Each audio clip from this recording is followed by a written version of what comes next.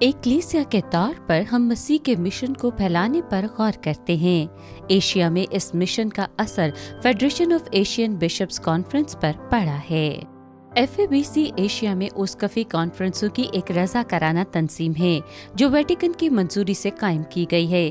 اس کا مقصد ایشیا میں کلیسیا اور معاشرے کی فلاح و بہبود کے لیے اپنے اراکین کے درمیان یکجہتی اور مشترکہ ذمہ داری کو فروغ دینا ہے۔ سال 2020 میں FABC کی 50ویں سالگرہ منائی جانی تھی، لیکن بدقسمتی سے کورونا کی وبائی مرض نے تمام منصوبوں کو روک دیا۔ لہٰذا آئیے ماضی میں جھانک کر دیکھتے ہیں اور ان لمحات کو نہ صرف ایک تاریخی واقعے کے طور پر زندہ کریں بلکہ FABC کے بانیوں کے جذبوں کے ساتھ مل کر تجدید بھی کریں۔ FABC کی جڑیں ویٹیکن کی مجلس دوم سے جڑی ہیں۔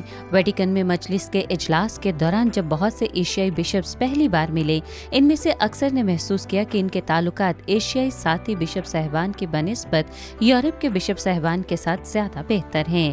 اس احساس نے ایک ایسے ڈھانچے کی ضرورت کو جنم دیا جس کا مقصد پورے ایشیا میں آپس میں بات چیت اور تعاون کو فروغ دینا تھا۔ تاہم FABC ایشیا کے بشپ صاحبان کے دیرینہ خواب کی تکمیل ہے۔ مقدس پوپ پال ششم کے منیلا کے دورے کے موقع پر 180 ایشیائی بشپ صاحبان پہلی ایشین بشپس میٹنگ کے لیے 23 سے 29 نومبر سن 1970 کو اکٹھے ہوئے۔ اس اجلاس کے آخری حصے کی صدارت خود پوپ نے کی اور اسی بابرکت موقع پر FABC کی بنیاد رکھی گئی۔ بعد ازاں مارچ 1971 میں ایشیائی بشپ ہانگ کانگ میں مرکزی کمیٹی کے پہلے اجلاس کے لیے اکٹھے ہوئے تاکہ ایک مستقل ایشیائی اسقفی ڈھانچے کو آگے بڑھایا جا سکے۔ 16 نومبر سن 1972 کو قوانین کے دوسرے مسودے کو مقدس پوپ پال ششم نے 2 سال کے لیے تجرباتی بنیاد پر منظور کر دیا۔ یہی وہ لمحہ تھا جب روم نے باضابطہ طور پر FABC کو تسلیم کیا۔ سینٹرل کمیٹی کا تیسرا اجلاس ہانگ کانگ میں 13 سے 15 فروری سن 1973 کے درمیان بلایا گیا۔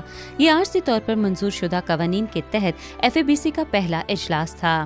انہی برسوں کے دوران ایشیائی کلیسیا کی جانب سے عالمی کلیسیا میں اہم کردار ادا کرتے ہوئے اپنا حصہ ڈالا گیا۔ آج ہم ایشیا کی انسانی صورتحال کو دیکھتے ہیں جو ہماری رسالت کا وسیع میدان ہے، جس کی بازگشت ایشیا کے تمام لوگوں کے لیے اس فکرے میں ہے جو FABC کا عہد ہے۔ ہم ایشیا کے تنوع سے نبرد آسماں ہیں، پھر بھی ہمیں ایشیائی کلیسیا بننے کے لیے اکٹھا کیا گیا ہے۔